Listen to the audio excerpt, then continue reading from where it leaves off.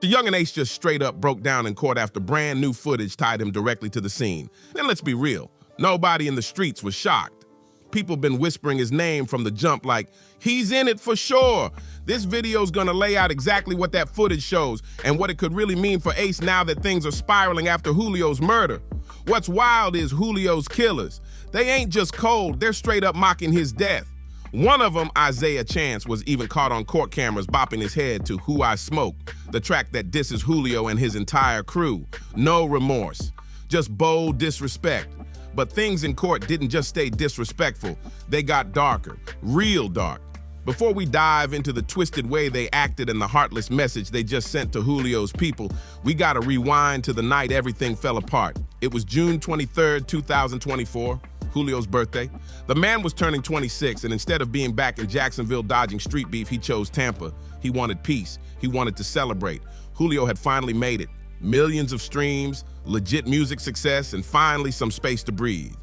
But peace ain't promised when the past is still lurking, and the same street beef that made him famous was about to take him out for good. Early morning, June 24th, Julio, real name Charles Jones, was in a vibe, posting on his socials all night.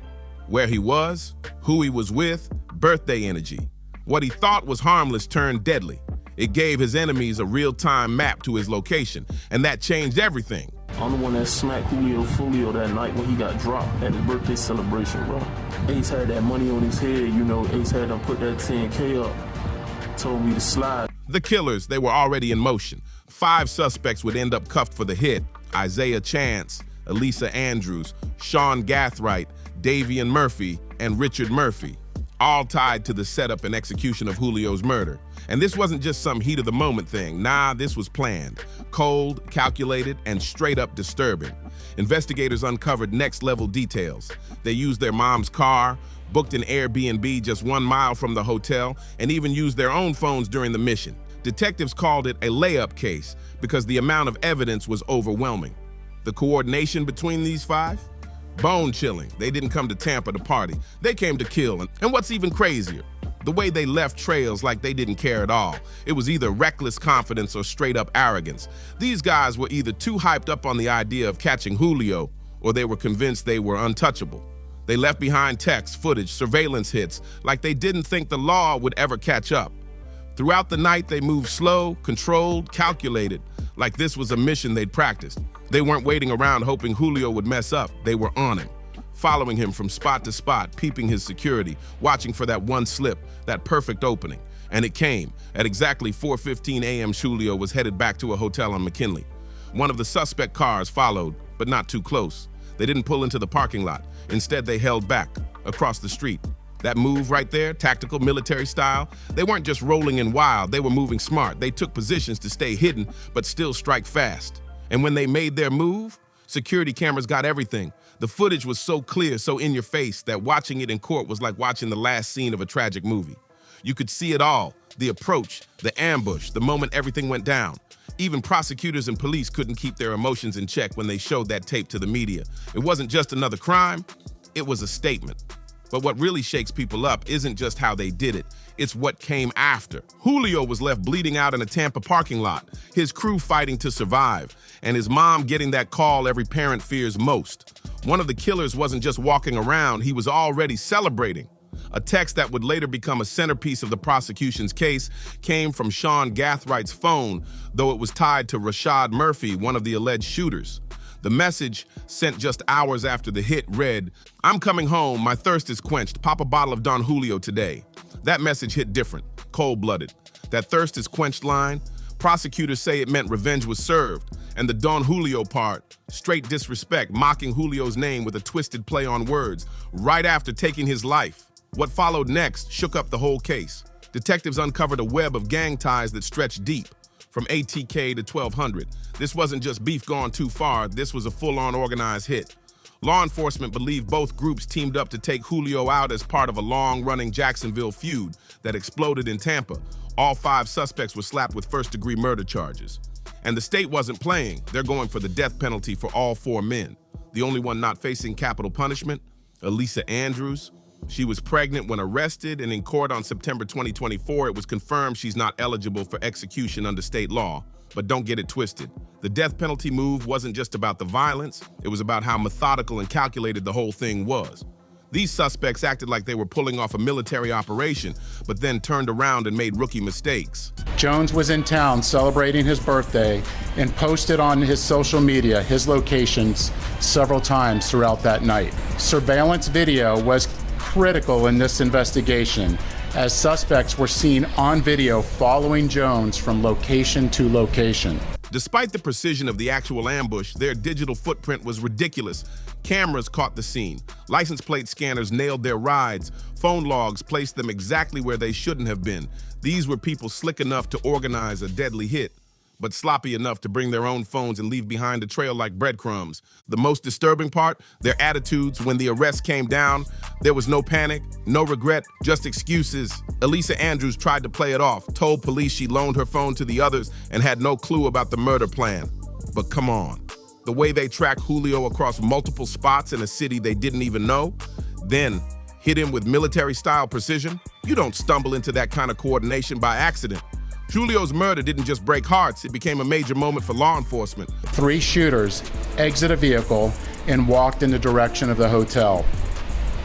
They murdered Jones with a handgun and 2 rifles. This barrage of gunfire also struck 3 additional victims who miraculously survived this incident. Officials used the case to warn others tempted to follow the same violent path. But this wasn't just another tragic street shooting. This was the next bloody chapter in a saga that had been building for years. And once things moved to court, the drama only got deeper. The suspects who planned and carried out this execution found themselves in the spotlight, with everything they did being picked apart. Florida law doesn't play. Even if you didn't pull the trigger, you can still get hit with the same punishment if you helped make the murder happen. So prosecutors didn't just come for the shooters, they came for everyone involved in the setup. He's the right front passenger in that vehicle. It's clear from that video what they were set out to do and what they had planned to do. The investigation would later reveal that the 3 armed shooters were Sean Gaithright, Rashard Murphy, and Davion Murphy. Their strategy was crystal clear. Take down the whole conspiracy that made this hit possible. The key evidence? That same haunting message. The one sent from Sean Gaithright's phone but traced to Rashard Murphy. Prosecutors said that message, "I'm coming home, my thirst is quenched, pop a bottle of Don Julio today," showed exactly how proud they were of what they'd done. No remorse, just celebration. And once that text hit the internet, people were outraged. A post from Sage's DGTL on August 7th, 2024 went viral. 1.6 million views and counting. It read, "One of Julio's murder suspects, Rashard Murphy, aka Ghost, sent out a message hours after Julio was killed." I want to send a clear message to anyone that the city of Tampa is not where you want to come to settle a dispute. You will be charged, you will be arrested, and you will be prosecuted to the fullest extent possible. "I'm coming home, my thirst is quenched. Pop a bottle of Don Julio today." The internet exploded with disbelief. That level of coldness, it was almost unreal. As the court dates kept rolling, the arrogance from the suspects just kept getting worse. Rashard Murphy, one of the alleged shooters, tried to play the sympathy card. On January 14th, 2025, he wrote a heartfelt letter to the judge, talking about how he'd been with his fiancée since they were 13 and how involved he was with their 4 kids. But this emotional plea clashed hard with the killer image painted by the prosecution. On one hand, he wanted to be seen as a loving dad. On the other, he was accused of helping end another family's life. The contrast was shocking, and just when it looked like things couldn't get any messier, Murphy pulled another wild move. On January 29th, 2025, he straight up defied his lawyer and told the judge he wanted to represent himself. Not only that, he demanded a speedy trial, something that could force the court to start proceedings in just 5 days. The judge had to hit pause. This wasn't some traffic case. This was a death penalty situation. The court scheduled a hearing for February 4th, 2025 to figure out if Murphy was even mentally fit to defend himself. Was this some legal gamble or just more reckless behavior from someone who never thought twice about the consequences? The prosecutors came locked and loaded with a mountain of evidence stacked against the suspects. But even with everything pointing their way, this case wasn't simple. They had 5 different people to deal with, all playing different roles, different stories, same murder charge. And when it came to bond hearings, every single one of them got denied because the court saw them as a straight-up danger to society. One of the biggest moments hit when Davian Murphy, another alleged shooter, had his own hearing on January 15, 2025. It went on for 5 hours. That's when the state made it crystal clear. They're going for the death penalty. Prosecutors didn't hold back. They laid out the gang beef, brought in lyrics from gang-affiliated songs, and exposed the kind of planning that made this feel more like a military mission than some street ambush. And then came a bombshell. Prosecutors revealed that this wasn't just gang violence, it was personal. Testimony dropped that Rashad Murphy's cousin, Joe Rod Adams, got killed at a football game back in 2018. Foolio had mentioned that incident in one of his tracks, and Rashad, he hated that. That moment gave the case a new layer. These weren't just hitmen for hire. These were men fueled by pain, loss, and revenge. So now we see Foolio wasn't killed for clout or cash or even turf. This felt like payback. These suspects saw it as getting even. In their minds, it wasn't murder, it was justice. Meanwhile, the rest of the defendants made court appearances too. On August 28, 2024, Sean Gathright, Isaiah Chance, and Alicia Andrews all stood before a judge in Hillsborough County, and all three pleaded not guilty. No surprise there, but it set the tone for trials where prosecutors would need to prove everything and the stakes couldn't be higher. Andrews' case brought a whole different twist. Pregnant at the time of her arrest, she couldn't face the death penalty, even though she was charged with first-degree murder just like the others. That one fact changed the entire outlook for her. Her legal path was now split from the rest. She might still face serious time, but death rose off the table. From the jump, prosecutors made it known this wasn't just about one killing. State Attorney Susie Lopez stepped up in a press conference and laid it out. This was about stopping a chain of violence that had gotten out of control. Behind all the legal filings and court motions, the pain of Foolio's murder stayed front and center. Investigators uncovered even more disturbing details. The crew used their own mom's car, rented an Airbnb just 1 mile from the hit spot, and used their own cell phones to coordinate. It was almost too easy to trace. A post by at Avada Fly on August 7, 2024, described the whole case as a layup for prosecutors, and they weren't lying. The wildest part?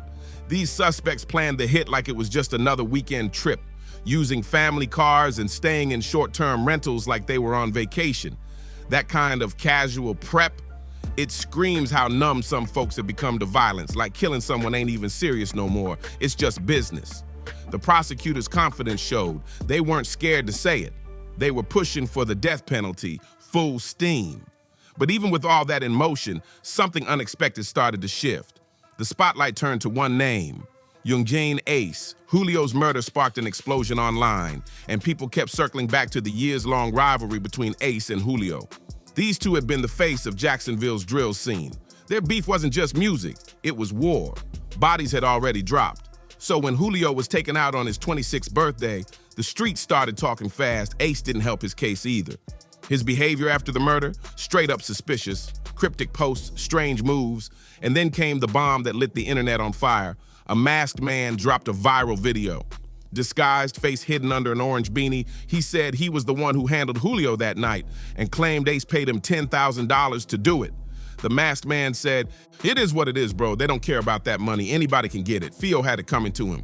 Just like that, everything exploded. Whether it was real or just someone chasing clout, the damage was done.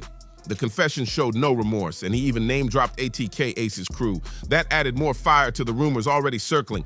But law enforcement, still quiet. On everything I love, bro. On the dead homies, bro. I put it on everything on my soul, on my kids. I'm the one that smacked Foolio that night when he got dropped at his birthday celebration, bro. No arrests, no confirmation, and that silence got people asking questions. Does Ace's fame and fortune buy him protection? Some folks online sure think so. The court of public opinion ain't waiting for proof. They're already drawing their own conclusions. Then came another jaw-dropper. Just hours after Foolio's murder, Ace dropped a new diss track called Do It. And fans? They didn't miss the timing. The lyrics sounded like a victory lap, taunting Foolio even in death. Ace didn't say names, but the message was loud and clear. He rapped, 7 days a week we run this. We spinning any day this week. I better come up missing, better stay on point. What? He better not be out here slipping. The message? If you're out here moving reckless, you will get caught lacking. People read between the lines, and most figured he was talking about Foolio. The track painted Ace as the type to handle beef fast with no hesitation. But that wasn't all. Ace was seen holding a bottle of Don Julio tequila in the video. That one prop felt like a final jab at Foolio's name.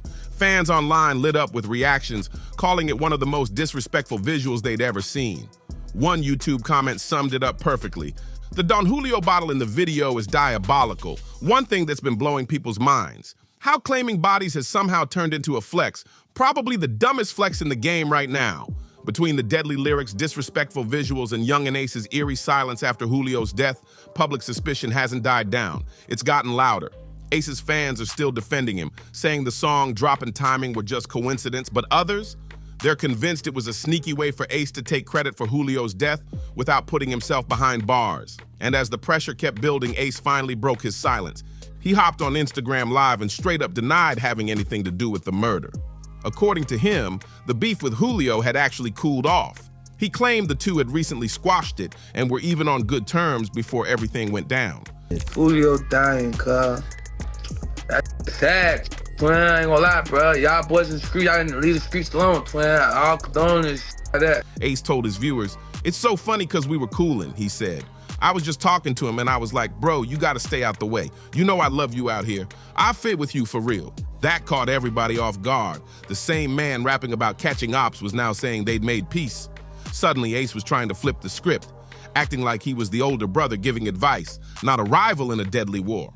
But the streets weren't buying it. People immediately started pointing out how convenient that story sounded, especially after dropping a diss track like Do It, full of lines that seemed to taunt Julio in death. The tone of that track didn't match the vibe of someone who just lost a former friend. It felt cold, ruthless, calculated. Critics were quick to call his Instagram Live nothing more than damage control, a way to deny involvement while keeping his name buzzing. And it worked. The internet was split, some believing the story, others seeing straight through it. To really understand why the suspicion around Ace runs so deep, you gotta look at the history between him and Julio. This wasn't just rap beef. These two were the face of two rival gangs. ATK, Ace's top killers, and KTA killed them all. And they lived that life. The beef had years of blood behind it. Both crews used music like weapons, dropping threats, mocking each other's losses, and refusing to back down. The tension exploded in 2018 when Ace dropped Who I Smoke, where he named some of Julio's fallen people, turning death into lyrics. Julio clapped back with When I See You, flipping it on Ace by using actual news audio from when Ace's own brother was killed.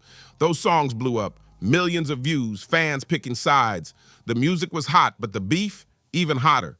It didn't stay in the booth. It spilled into real life, shootings, retaliation, threats, and chaos. The city was on edge and everyone knew something worse was coming. When Julio was murdered on his 26th birthday, a lot of people said what nobody wanted to admit. It was bound to happen. But if Ace was actually involved, that would change everything. It would mean the music beef had gone all the way to real strategic murder. Not just talk, but action. And law enforcement knew exactly what they were dealing with. The Jacksonville Sheriff's Office, JSO, had been watching both ATK and KTA closely. These weren't just rappers. They were seen as major players in a street war tearing through the city. After Julio's death, JSO called a press conference to calm the community and shut down any idea of open retaliation. Sheriff TK Waters didn't sugarcoat it. He talked about how gang culture and social media have become a deadly mix, saying, "Young people think this is a game," Waters said. "They treat it like it's a video game, but it's not. This is real life." He has a mother, he has parents, siblings, probably friends. They have to deal with these kinds of losses, and it's unfortunate. When asked about the glorification of violence online, Waters couldn't hide his frustration. He made it clear these kinds of videos, songs, and posts, they fuel the fire, they make it worse, and the sad truth is, the violence doesn't stay on screen. It spills out into the streets. Sheriff TK Waters didn't mince words. He sent a clear warning to both ATK and KTA. Law enforcement is watching every move. Any talk of revenge, shut down immediately. He made it crystal clear this wasn't just another gang scuffle. Julio's murder had crossed a line and the heat was on. Waters acknowledged what everybody already knew, that both Julio and Yungeen Ace were deeply tied to their respective crews. The police weren't blind to it, and they definitely weren't brushing it off. But even with all eyes on Ace, no hard evidence has surfaced linking him directly to Julio's death. So Yungeen Ace has long been known in Jacksonville. We are consistently monitoring those groups. We have people that are always watching them. Not yet. Still, the streets keep talking. And online, people are dissecting everything. His lyrics, his captions, his silence, his timing. To many, Ace looks like he's playing the villain, dropping cold bars and denying involvement just enough to stay out of handcuffs. Some say he's chasing clout off Julio's name, using the chaos to fuel his image, but not everyone sees it that way. Others argue Ace is just another product of a brutal environment, an artist who made it out the trenches but can't escape the weight of where he came from. A survivor, not a mastermind. Someone who's still walking the line between fame and the streets. No matter where the truth lies, the perception is already shaping Ace's legacy. The shadow of Julio's death is following him, and it's not fading anytime soon. Whether he had a hand in it or not, people are watching and they're remembering. So what do you think? Is Yungeen Ace guilty by association or just caught in the middle of a war he didn't start? Let us know in the comments below. Smash that like button if you made it this far. Share this video if you think the story needs to be heard. And don't forget to subscribe so you don't miss what's coming next. Thanks for watching, and we'll catch you in the next one.